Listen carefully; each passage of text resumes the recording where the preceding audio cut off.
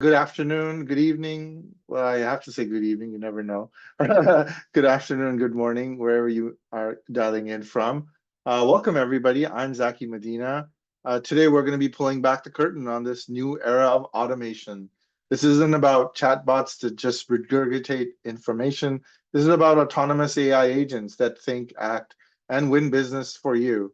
So think of SDRs who never sleep, marketers who optimize in real time, and support reps who never get flustered. So we're going to dive into what this actually looks like in the real world.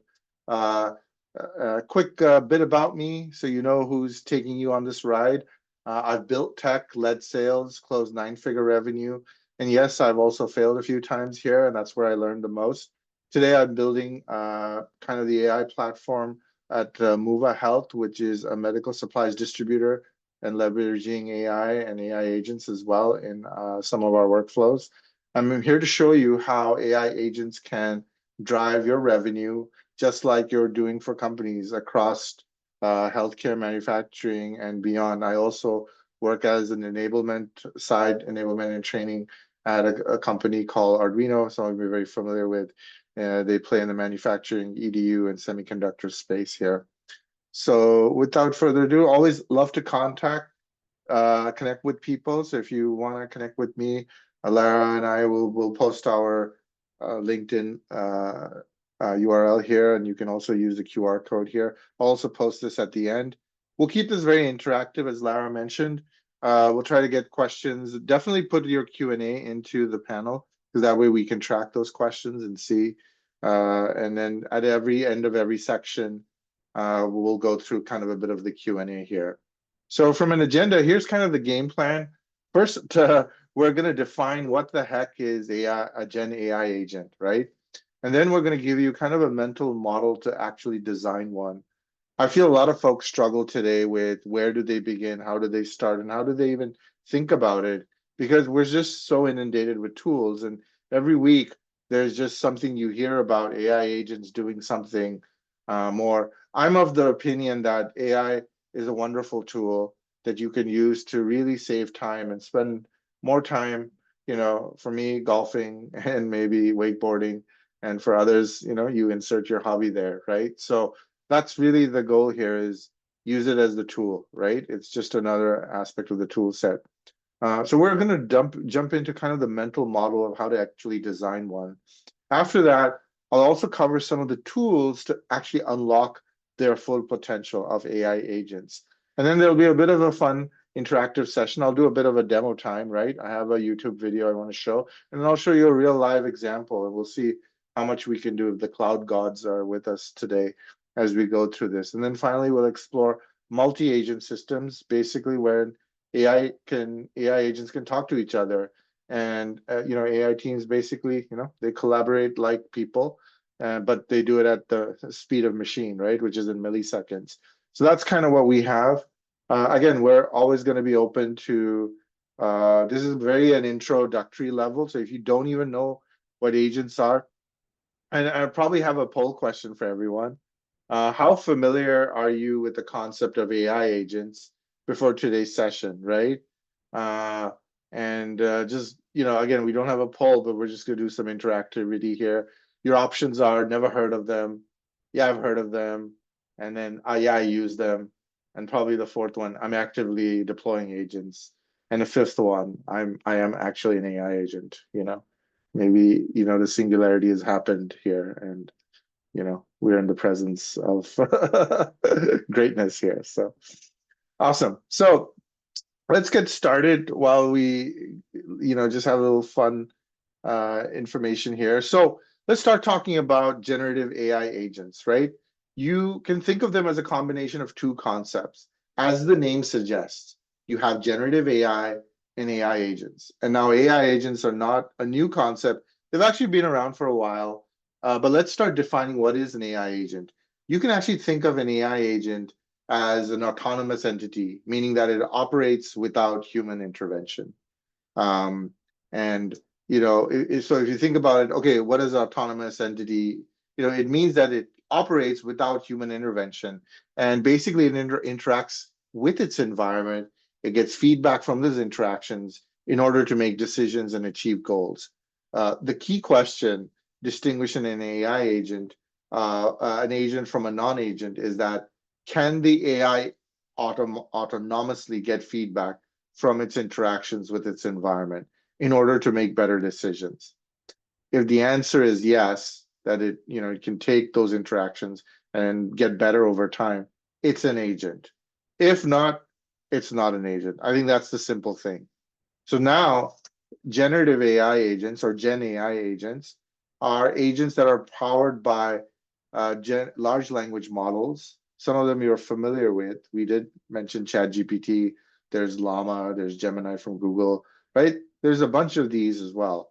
Now, compared to non-generative agents, right? Uh, these agents can solve way more complex and diverse problems. They're actually a lot more adaptable and flexible.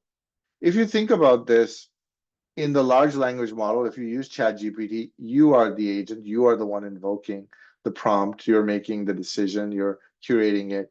And in a way, you are part of the agent, so we are all agents. The last one was last question to my poll question was a bit meta there. So yeah, so essentially AI agents, they respond in believable language thanks to the power of LLMs.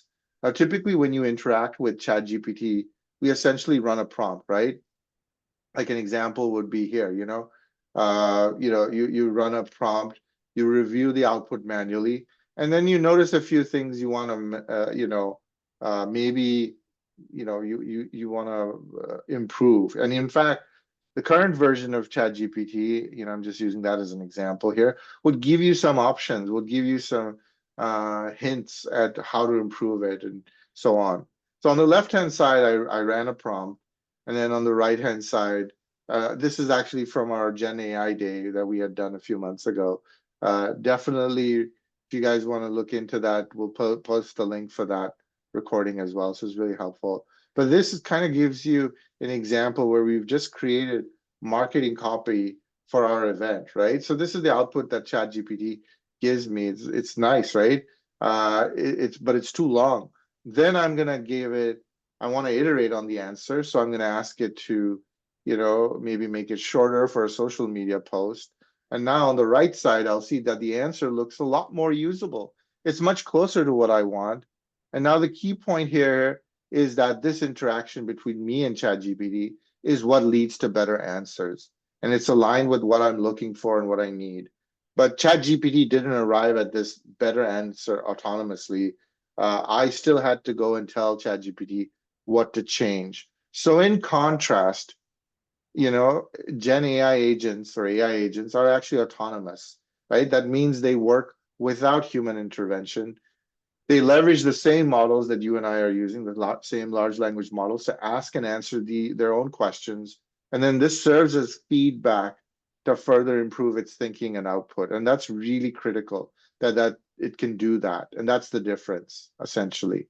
Hey, You know? Zaki, Yeah. we have a question. Pam asks, is Otter an agent? Are you familiar with Otter AI, the transcription tool that transcribes your audio, and some people use it to transcribe their Zoom videos? I would say no, but Otter could be used by an agent to do transcription of this meeting and collect that information and maybe convert it into bullet points, summarize it, right? And, so the agent is the one, maybe it's talking to another agent, so it could be a few agents working together. Uh, I would say what Otter is a service, from what I understand. I could be wrong, they could have expanded it, but it's a service, right? I'll give you another example of service, Google search. We all are very familiar with Google search. It's a service, it's a resource, and an AI agent can actually use Google search as an example. I hope that answers the question, Pam. But we'll demonstrate this with an example in a couple of slides where we'll actually go and do this. Um, awesome. So, just before jumping in, I just wanted to, this is really powerful, right? This whole AI agent is working independently from us, because all we're trying to do is just be amazingly productive and increase our free time and leisure time. That's what I'm looking at this as. So learning over time from interactions and feedback, and it's getting better. And so for the rest of the session today, I'm going to just call it AI agents, right? As I feel we've kind of definitely uh, expanded on that already. Now, uh, let's jump into more of the mental framework, right? When it comes to designing effective agents, there are a number of factors we're going to look at. In fact, I'd like you to consider this as a mental framework for creating agents. And this is very helpful. It's not, there's no standard or anything, but I found these helpful. These came from another source. I forget which one, but it was on some other webinar that I attended many, many moons ago. And the author had mentioned these, and then I added one or two here extra. So this is something I've been building on here. So we have identity, memory, planning, narrow scope, use of external tools, and collaboration with other tools, with other agents, sorry. So we're going to dive into each one of these. And the whole purpose of building this out is so that you have a framework of when you go and deploy these agents. And we're actually going to demonstrate this framework in the next section when we do our demo, right? In our demo section here. So let's start with kind of identity, right? So in identity here, this kind of, what is the identity of my agent? Meaning, what identity do I want to give my agent? Because it will directly impact the quality of its answers, its output, its actions for me. For example, if there's two prompts that, we gave an example of these, this is a prompt here on the left-hand side. This is just asking an example of Llama 3, right? Generic example, and it's giving, which is basically Meta or Facebook, formerly Facebook's their open source Gen A large language model. Basically, no identity context is given, and then it gives me this answer. But then if I put that identity, hey, pretend you are a sixth grade science teacher. Now what is llama, right? So once you do this, it becomes a bit more technical, right? Like now you can say, I'm a sixth grade science teacher teaching sixth graders. So the prompt on the right, we're now giving an identity, right? We're not conferring an identity here. We're telling the Gen AI here that you are a sixth grade science teacher, and the output would be different because it would be in the language that a sixth grade teacher, science teacher, would communicate back to their audience, right? So this one very brief one sentence or a few words identity assignment changes the output completely, pretty much. Changes the content, changes the writing style.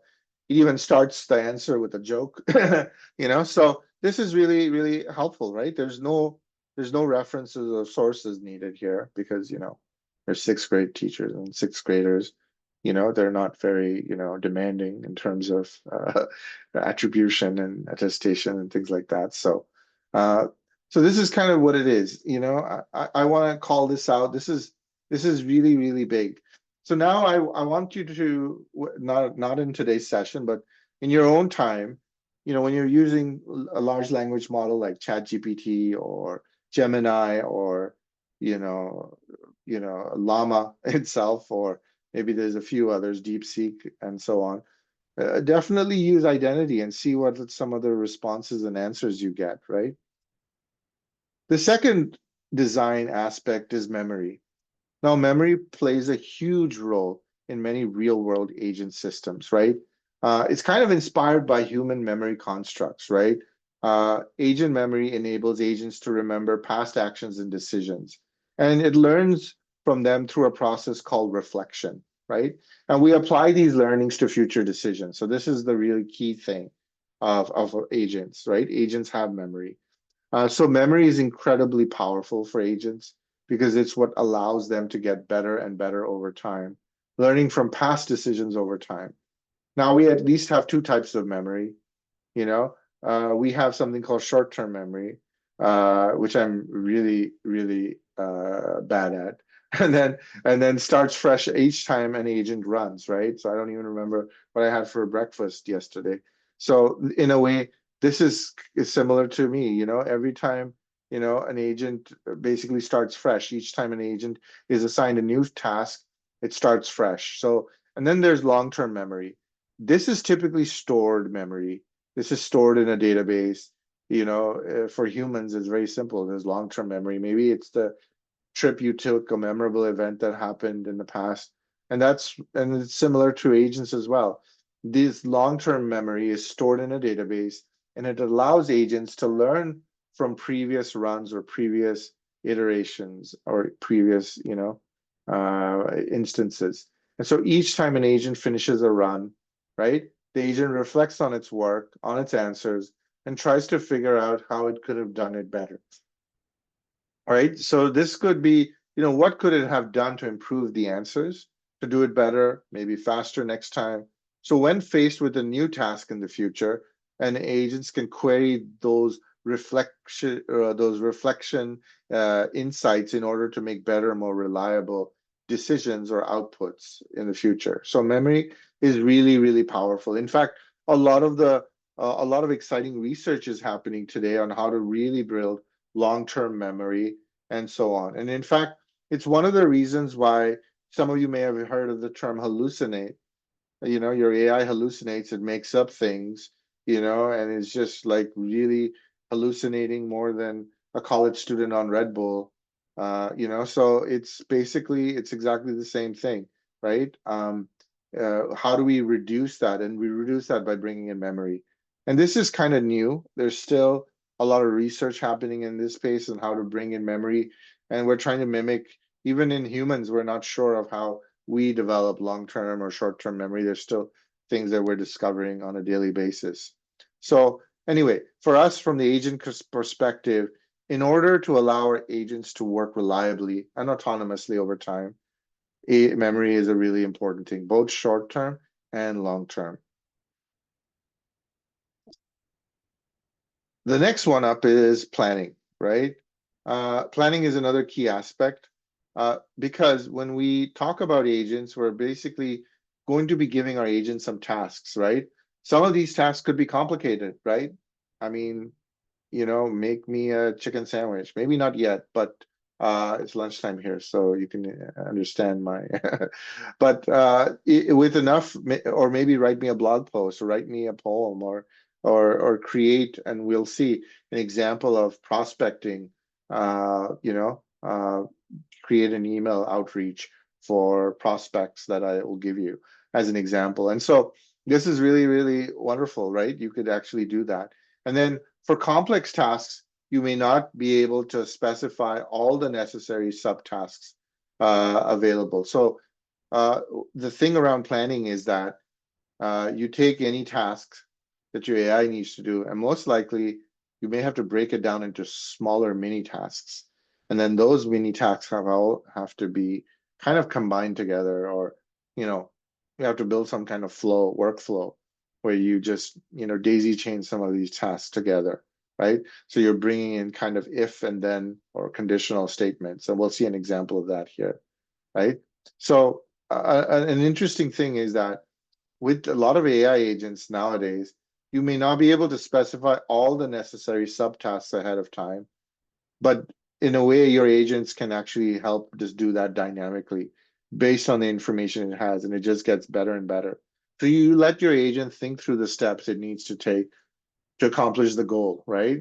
For example, suppose you ask a QA agent that's reviewing customer service replies drafted by another agent.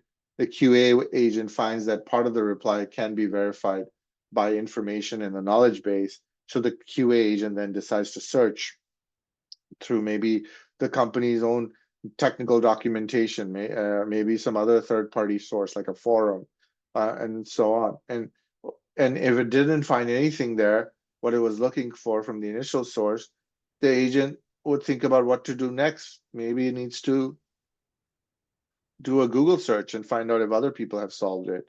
And maybe there's a YouTube video and so on. So this is a very powerful capability, and so on. So, Now, Zaki, we have a question in the chat, and I wanted to ask, this is a good question. If anyone's using ChatGPT, you'll notice they have a project tool, which is basically creating a folder for chats on the same theme or the same use case or the same project so you can better organize your chats. But the question is, I use the project tool in ChatGPT Plus. Is each project considered as an agent within ChatGPT, feeding it with files and instructions and improving prompts?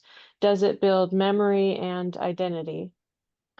I would say the answer is yes. It is the very beginning of that discussion. So that's a great example. To some degree, uh, ChatGPT is building basic concepts of that framework that we're describing today. In that, in fact, OpenAI, the company behind ChatGPT, is launching something in the future called the A Suite. The Agent Suite. Where this will become even more explicit. Right now, it was a good catch there, guys, on how projects. If some of you are not familiar, when you go to ChatGPT, if you're using a higher tier plan, you could create a project. In that project, you could assign it identity, right? You can assign it memory, and we'll see. You can assign it scope as well, and we'll see some other things as well that it has. In fact, we'll probably go and do a little deep dive of this at the end of our session once we define all the terms here and how this can operate into a ChatGPT project as well. So that's a good catch there. Awesome. So as mentioned, planning, you do have to plan out the steps, right? And this really helps. You want to take a complex situation and break it down into subtasks. And then once you create that's why planning is such a powerful design pattern. It increases the overall flexibility and adaptability of your agent systems. Now, one of the things that come up is if we want to really empower our agents to analyze available information, we have to think about, they have to formulate a reasonable plan. And yes, the plan will have discrete steps in it. But let's talk about scope, right? Because scope is information. And why we're talking about scope is research has actually shown that when you provide LLMs with excessive information or context, too much context, it actually decreases the output quality and increases hallucinations. So it's crucial to keep the scope narrow. So give each agent a very singular identity and sufficient context to succeed. Now, this is a balancing act. It's a trial and error thing. But I always think of it like you're talking to an 8-year-old or a 9-year-old, depending. So that's how I have managed to keep my scope narrow. Because if you tell an 8-year-old enough, too much, they get confused and they're not able to act on it. So you just give it enough context. If you give it too much context, the agent loses sight of what's important. So when you're designing your agents, it's important to ensure that each agent has one specific goal. So instead of a single agent trying to do everything, assemble a team of agents where each agent is doing one thing only. Like for instance, in our previous example, we're talking about QA. One agent is responding and creating a response to the query, and another QA agent is verifying and validating whether the response is good based on actual knowledge base, forum, and other sources of data, right? So you're basically giving each agent a narrow focus. So this is really important. Now, where is this more important? Some of you are familiar with how, AI agents are coming in and, looking at coding tasks, right? There's all of this, doom and gloom that software developers won't have jobs anymore, which is, I think there are tasks in software development that will become automated over time, and you still need software developers to do more of the higher level cognitive tasks. So in an example of an agent doing coding tasks today, right, you're assembling a team of technical agents, and now you're giving each agent a responsibility. So maybe one agent, this is your agent building software, your agentic team building your software, right? So maybe you give one agent the responsibility to write an architecture plan by analyzing the requirements. Another agent is going to write the code And then maybe there's a third agent that's going to take the role of QA to test the code. And this is another point here about scope. You don't want to overwhelm your agent with the scope is there for a reason, and you only want to give it access to tools that it can only use, right? So our next thing is around tools, right? So if we have a narrow scope, we want to make sure that we only give the tools that the agent will use. If we give it to all the tools in the world, it ends up hallucinating and not This is providing optimum feedback. Zaki, I think this is a good place for this question that was raised in the chat, and it's around um, this idea, if there's no human in the loop, isn't there tremendous risk? Kathy was asking about with your example of the sixth grade science teacher agent, couldn't the agent create curriculum that's inaccurate and, gets into those questions around what is the training data coming into play versus your custom instructions, and you're giving it very narrow parameters about what it Yeah. wants to be pulling data from and teaching from. And I think it's a really important question, especially in education, because we are seeing a lot of studies coming out that's showing the research showing that the GPT tutors are really effective in education spaces and that sort of thing. So love to hear your thoughts on that, Zaki. So my thoughts are really simple. If it is, so I try to divide this into two, try to simplify this as much best as I can. Number one, if you are dealing in a domain where the domain knowledge in there, like for sixth grade science, it's kind of a static domain to some degree, right? Meaning there's not a lot of changes. Information is not changing every other day, So in that case, uh, yes, a GPT, a large language model trained on that specific data set can produce wonderful results.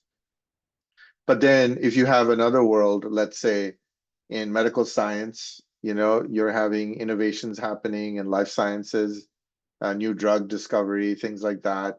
And there's a constant churn, and the data is not publicly available, right? Pharma is not open sourcing all of this information and so on. You can get some information from trial data that's publicly available, but a lot of this is specialized knowledge. Even in my other world where I'm working in semiconductors, and there's a lot of coding that goes into building semiconductors, building out chips and boards and things like that, right?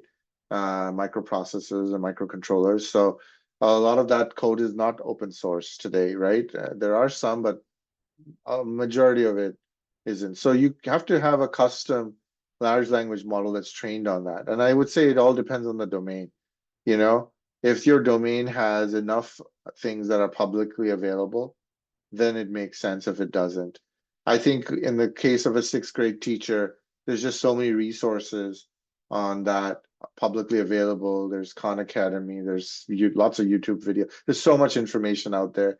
You could create something meaningful, but I would always caution human in the loop. In fact, humans should always be in the loop, right? Period. Anytime there is an interaction from human. If a human is consuming something from an output, there should always be a human at the end of that step to basically review and QA that and make sure it's there. I think that's kind of a de facto thing. So hopefully that answers the question. Okay, Kathy, let us know, and we'll continue the conversation in the chat as well. Awesome. Awesome. Um, awesome. So now when you've given, so getting back to tools, we know that yes, I've given the example of my agent that's coding tasks. It's assembling a bunch of different agents. And now these agents need to use tools, right? Because I've got a narrow scope, but agents can leverage tools which can massively extend their capabilities. Because an agent by itself is not interesting. The fact that it can interact with tools makes it very interesting. Just think about ChatGPT. If you've been a power user since the beginning, you'll notice that in the beginning it was just prompt. Then they added the ability to search. Then they added the ability to add attachments, and then different kinds of attachments. And now it can even produce and generate audio files, video files, image file. Like it's powerful. There's a version of ChatGPT called Sora that does video. So it's kind of interesting if you think about all these tools that are available. And we'll look at an example of these tools here. I have a whole list of tools. It's not very exhaustive, but think about when you're creating your agent systems, you know, the last thing on the list that I mentioned is collaboration tools, meaning that if we want to interact with ChatGPT as an example, because that seems to be very popular here in our conversation today, if we want ChatGPT to give us better answers or any large language model, the back and forth conversation between the human and the language model is helping them learn more, is helping them get to the answer that you want. And the same is true for agents as well. Agents can actually talk to each other and collaborate with each other and incorporate feedback from one another and together iterate towards better answers. And I'll discuss a bit of this. We have a section on multi-agent collaboration. I would recommend we leave our questions around multi-agent for that section here. But then when we talk about designing multi-agent systems, we can summarize what we've talked about so far here is we've basically summarized the 6 aspects of you know of design of a framework of designing effective agents and agent teams. We've talked about identity, about how each identity gives you a clear you know kind of gives you a clear rule. Sorry, I kind of thought I missed a step here, but yeah. So essentially, we talked about these 6 different aspects here as an example. So it's crucial for us to think of this when we're going back and looking at that. So we talked about identity, about giving each agent a clear role. We talked about memory, which is what enables agents to learn from past decisions and make better informed decisions. Then we talked about planning, which is letting agents dynamically decide what are the next best steps to take. And we talked about keeping that focus narrow for the agent, right? So the agent's scope is focused, and that means their role is focused. And if the role is focused, the goal is focused. And then we want to give them some tools, but not too many tools. So just enough to let them work on. And then how do they connect back with other agents, right? And this is a fascinating topic. I'm sure some of you have heard about agent to agent communication, A to A, things like that, MCP, all of that. We'll explain that probably in a future thing. I just wanted to keep this very high level today as we go in. Awesome. So next up is really our I want to expand a bit on the tools, right? Because tools play a big role in agent systems. In fact, tools are what allowed agents to be somewhat useful, I would say. It allows the agents to communicate with the external world, including APIs, and maybe some of this will take in the form of how an agent connects with your company's internal systems and databases and the internet.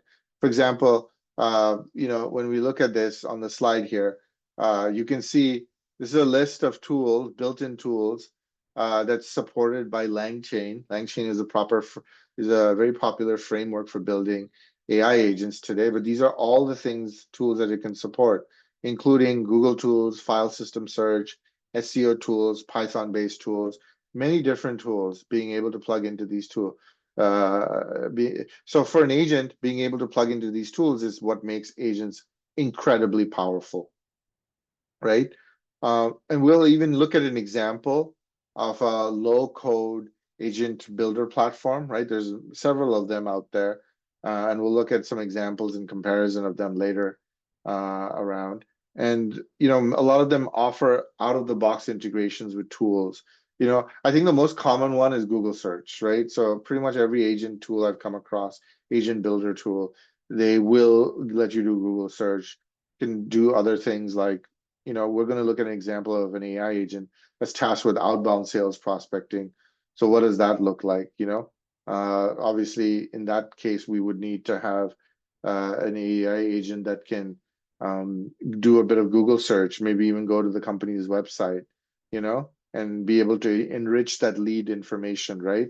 The lead is missing any kind of email, name, role. Maybe we can scrape the particular lead's company's website information, maybe their LinkedIn page and so on, right? So that's something that's really, really interesting.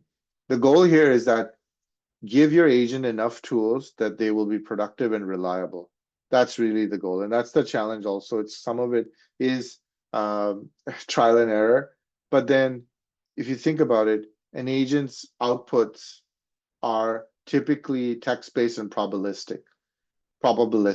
And so as a result, we always want to bring in external tools where, that where we can build in some, some type of structure or error handling, things like that, right? So if you think about it, let's say you want to convert your agent's output into a structured format.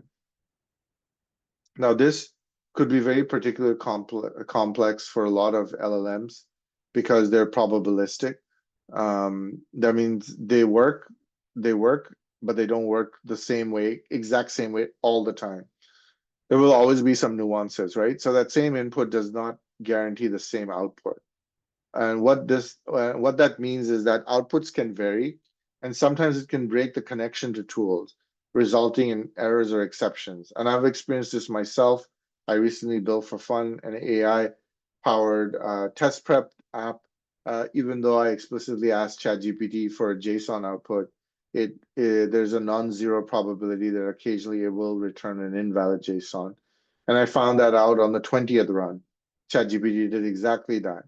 So now the way that I handled that, why it happened to me, obviously I did not have robust error handling in place, and this would have crashed my app.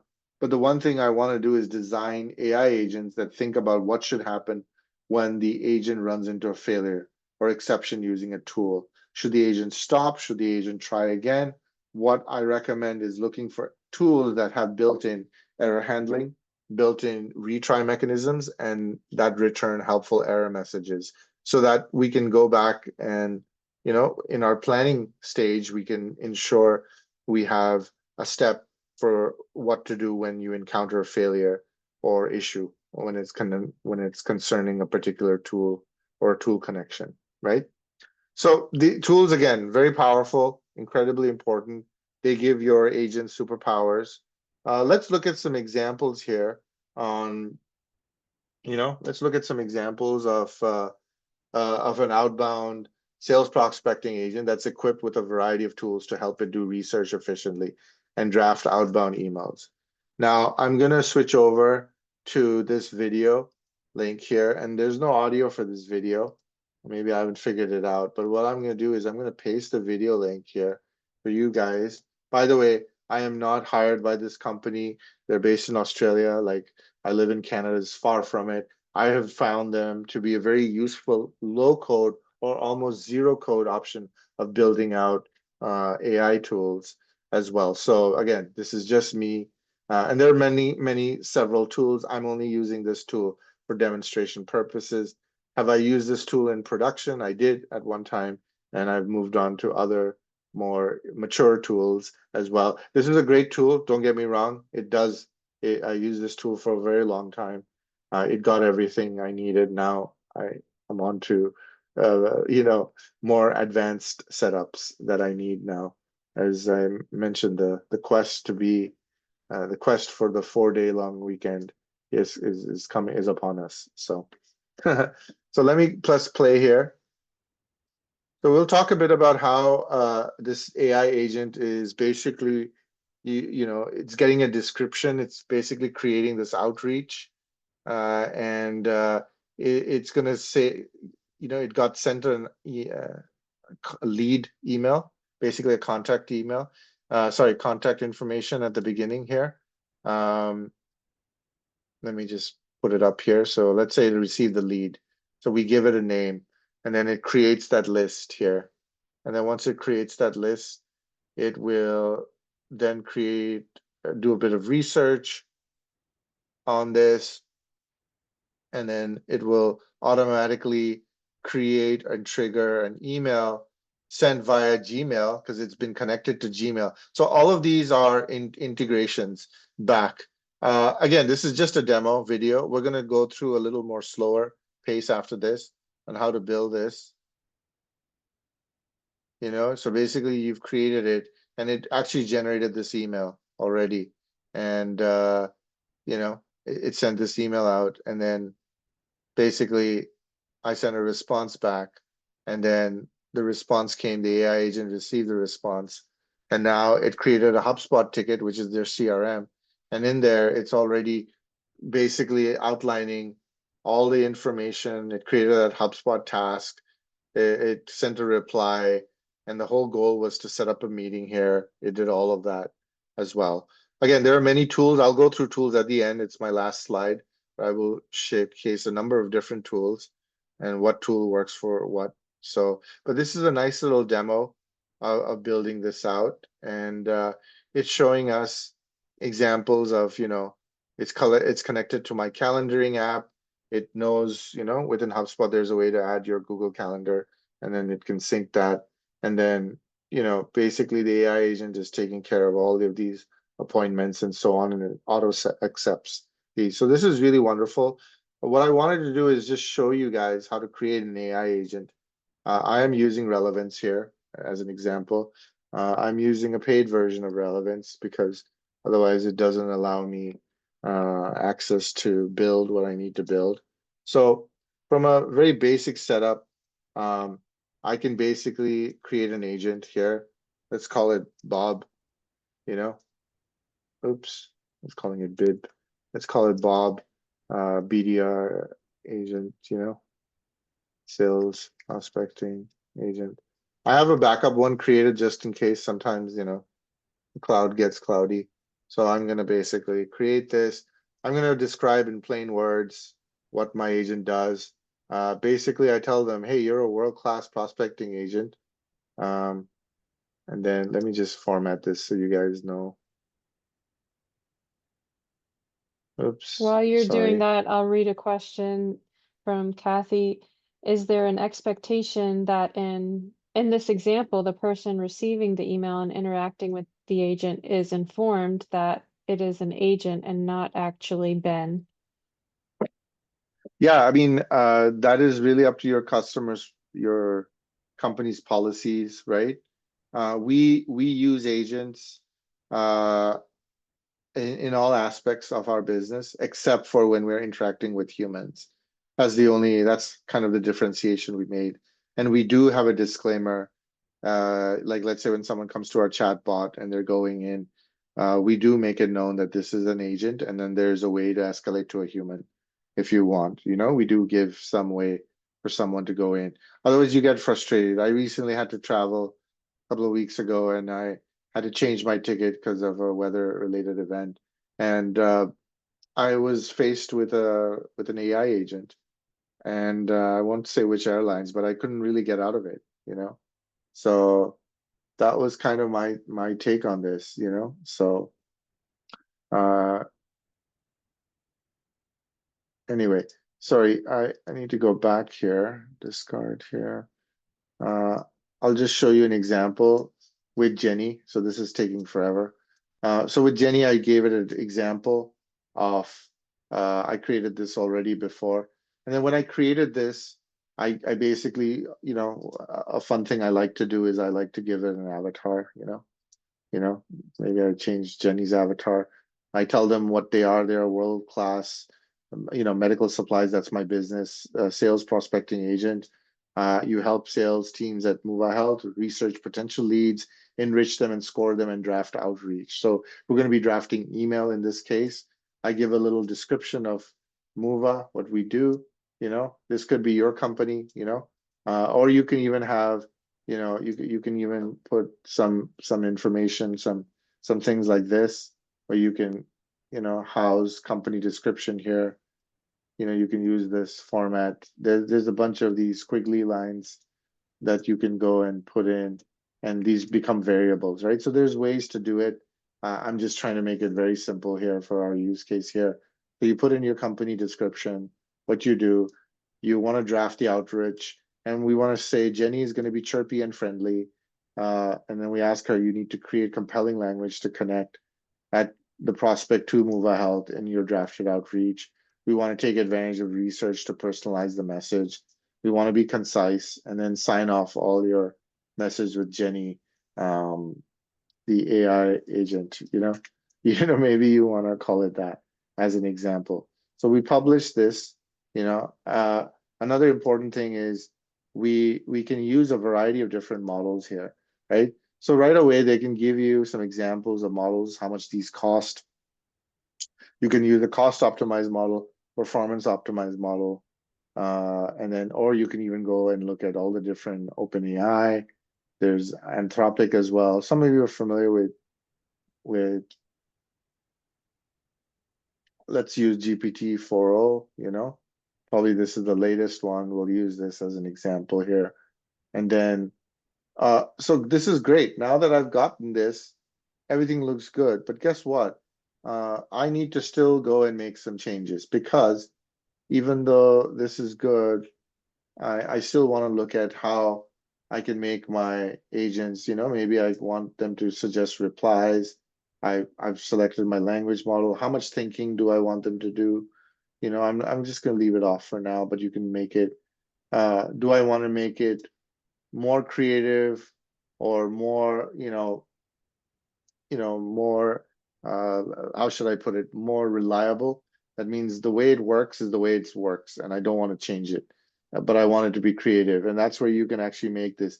This is really powerful because it introduces this method, this randomizer, which makes those responses, it doesn't feel like it's coming from an AI agent or a robot, or it actually humanizes it. So maybe I want to keep it in the middle here. And then, how long can the agent work on a task? Right now, I don't have this feature enabled. And then I want to have instructions for naming tasks. So I said name the task after the prospect's email. So that way we know who it's assigned to. Any welcome message when I start using it, I said, yeah, provide me an email address, a name and company for the prospect that you wish to research. I'm keeping it really simple. Once you And have this, go ahead. Zaki, Sherry's asking about what about privacy guidelines or restrictions? That's a good question. That's a good question. These are all dependent on how much you want to add in. There are again, this is not a session on how to use this tool but there are many things that you can bring in uh, around. Um, like you can basically, anytime someone uses this, you can have a message here. You can basically say, hey, tell them that you are an agent. Tell them that you are, that you are, that you're an agent, that you're being used for this. Again, if you're collecting people's information, if you're collecting, let's say, medical, like I work in health sciences, so in healthcare, so I would not use the default version of this tool. I would probably work with the API and I would house that data in my own database where I have some HIPAA compliance database or somewhere where I can protect that data, right? And those outputs and so on. So it doesn't go out. And a lot of these large language models today have the ability where you can check mark and check mark whether you want your output to be used in training future, in the training of future. So if you don't want that, you can check mark, please don't use my data for any training. It gives you some privacy, but the best privacy, at least for me in my healthcare space, is I would just have private, I would just use private versions of these tools. And you can still do that. I'm just using a custom out of the box experience here, but that's kind of where I would go and use that as an Okay, great. We example. have one more quick question. Are AI agents available in other major languages aside from English? I think the answer is yes. I haven't really researched it besides English, but I'm pretty sure there are several. You could use AI to find that answer for you, and ChatGPT could give you that answer. We'll cover a bit of these tools at the end of our session as well. Anyway, so getting back to our demo here, from a task view, I've assigned a few different tasks already, meaning when my prospecting agent is being used, what do I want it to do? What are the tasks? Number one, I want it to enrich the data that I give it, meaning I'm going to give it a name, and that name it has to create email addresses and maybe company information, maybe phone number, and so on. Second, I wanted to draft an email. So I created a task for email drafted. And then I want to score it based on some rudimentary scoring thing, and so on. So these are the basic things I want it to do. The next thing I want to do is I want to assign tools. Remember when I mentioned tools are very important? So I'm going to click here. I want to give Jenny some tools. These are all the tools that's available. There's a lot of tools here. But for simplicity and ease, I've simply gone ahead and added some of the tools. I said, hey, I want to have a simple Google search tool, lead enrichment tool, right? I want to use, once I have the lead, I want to score the lead. And then once I score the lead, I may want to do research on the lead or the contact. And then sometimes my industry research, I need to perform a Google search, right? Um, and then maybe in Google search, I find a website and I need to scrape that website for so on. So I've got all of these wonderful tools in place, and that's going to help me really, really get at my, tooling side of this discussion. Now, the interesting thing about these tools, and this is very important, is you can notice when I click on this, it allows me to auto run this tool. It also gives me the ability, it requires human approval. Like, don't run the tool without getting my consent or my input. And then the next one is agent decides, you know? So for lead enrichment, I've made all of these tools auto run, except for the last one, which is web scraping. I mentioned this requires approval. And the only reason because I don't want to do it, I don't want to take down someone's website. I mean, I'm pretty sure I won't, but I don't want web scraping does impact performance of the website you're on, right? So I leave my web scraping for late evenings or off business hours, that kind of stuff. So you can even schedule these tools. From an additional knowledge, I haven't provided anything, but you can. You can provide manuals and things and documentation on how your AI prospecting tool should behave, right? Or maybe this is information you would give your own SDRs and so on. So essentially, I run this, I added all of these tools, and then the next thing is I want to run it, right? So I basically run it. As you can tell, it says provide an email address, name, and company for the prospect you wish. I said, please, the prospect, please find the prospect information for Zaki Medina from Muva Health.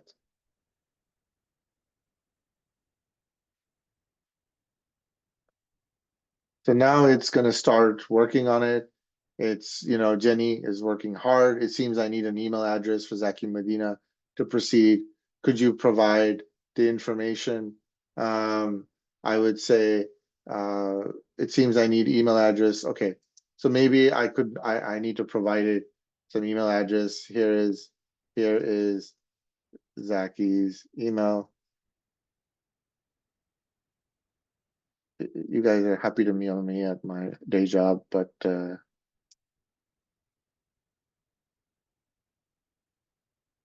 and so this is my email. It's working hard. It's finding lead enrichment. It's using the lead enrichment tool now. This is quite interesting. Just doing a quick time check. As it's working through this, it used the lead enrichment tool and it actually couldn't. It says there was an issue with it. It couldn't find it because there's not a lot of information. We actually have certain things on our website, which prevent AI agents from scraping it. It is something. But guess what? I did one already. I did this gentleman. Sorry, this is a real human, my customer, Mount Sinai system out in New York. And it found a lot of information about this lead, found out information about the industry trends, found out recent news. It even drafted a nice little email message for Carlos. It says that it came from, and although it couldn't do the lead scoring, I think the lead scoring is not working because this is a simple lead scoring tool. We probably need to give it, and it's not built for the domain of healthcare. And I think that's probably why it's going there. But if you build your own, you can build your own tools and you can add them here as well. But even though it didn't do the lead score, it basically says Carlos is a really good lead, a highly relevant prospect. So it gave me some answers here as an example, So anyway, I'm basically running some of this. I'm asking it to scrape our website. I've given it a query. I'm doing my own website, which is fine. I don't want to do this for anybody else. And the interesting thing is we just started our business 2 months ago. So the interesting, we're kind of a startup. So this is interesting. So it's not going to find a lot of data, right? But for Carlos, it found the data very quickly. Now you can connect this to another AI agent that we're going to discuss now, which is, agent to agent, I want to call those out as well. So just to summarize here, we built an AI agent. It was, it prospected the role and background. It scraped that contact information. It wrote a personalized email, all within a few minutes. If I had more time, I could have done a lot more damage, right? And so on. But now we want to connect our agent to other systems as well. Sorry, there's a question. No, keep going. Oh, okay. I know we have a last few minutes here, but I do want to jump into multi-agent. So what are multi-agent systems? Multi-agent systems essentially they are agentic teams. They talk to different agentic teams or multi-agent collaboration, and they produce higher quality outputs because with multiple agents, as you know, each agent has its own narrow specialization or working together to iteratively refine the output, right? And so this is really powerful. So in multi-agent tools, you can build an example of an agent where one agent is doing the planning, right? It's doing the outline. One agent B does the research. Agent C does the first draft. And then agent A can review the draft and then do requests, right? And so on. Or agent D in this case, right? So this is something that's really, really key for us. This iterative improvement can help write blog posts over time, right? And you can build this out as well. So iterative collaboration is really good. Day one of your AI agent, the output won't be great, but like if you're in the 8th month of your AI agent, as I am, it is actually deploying and developing and really shortening the life cycle of what we're able to build. There are many different structures of AI agents. There's sequential, where an example would be what the AI agent is doing. I'll give you an example of this. In the tool here, I did not show you guys something. If I go back to Jenny here, if I go back to advanced, there's a flow builder here. I actually showcase, I built this out before. I actually show some of the things that Jenny has to do. I built out the whole workflow and I just programmed this. So I gave it some intelligence. I built this. Obviously, there was no code involved, but you would use code to build this, or you could just use drag and drop, and you can build different conditionals or instructions here as you build this out. So again, you can build sequential or hierarchical and parallel, right? Agents as you build this out and so on. So essentially, this will give you kind of the examples to build your AI agents. Now, last thing I do want to touch base is when you do build these tools, right? These are a list of AI frameworks I've been playing with. I highly encourage you to explore some of these. You can explore all of these for free, I believe. And I've excluded frameworks that you can't easily sign up and try them out for free. So there are, some of these are low code frameworks. That means if you're not a developer, you don't know, you can start with some of these. I would say, Flowwise, Stack, Vector, Relevance. I showed an example of Relevance. These are the examples, right? Vector Shift is probably, and Stack AI, these are very no code. You can use those as well. And then if you want to use, some of these like Flowwise will, they have a no code drag and drop interface, but they'll also host it for you, right? As an example. Now there are other code-based AI agent frameworks. Crew AI is great if you know Python. It's probably the easiest one to get started if you're new to multi-agent systems. AutoGen is one offered by Microsoft. There's Google has its own through Vertex AI. LangChain and LangGraph are the most technical out there. LangGraph is what I use currently. I use a combination of Crew AI and LangGraph today, and so on. So this is kind of the framework of these tools. So the goal here is definitely get experimenting, get started working on this. Again, I'm happy to have any QA here. We'll stay back. But if you want to connect with me and talk shop a bit more, or maybe in my own domain of healthcare, you're interested in using this, I have some insights there. happy to share that. And we'll take questions now, Lara, if there's any.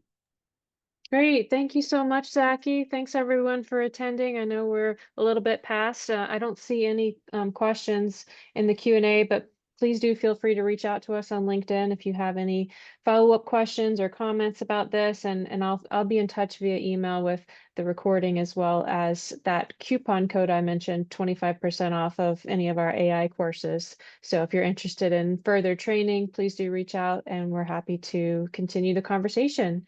Thank you so much, Zaki, for your time and your expertise. We really appreciate it. A lot of thank yous in the chat and a lot of appreciation for the content. So we do appreciate all the participants and the questions and all of you for being here today. Awesome. Well, thank you, everyone. Have a good one. Good rest of your day. Bye-bye.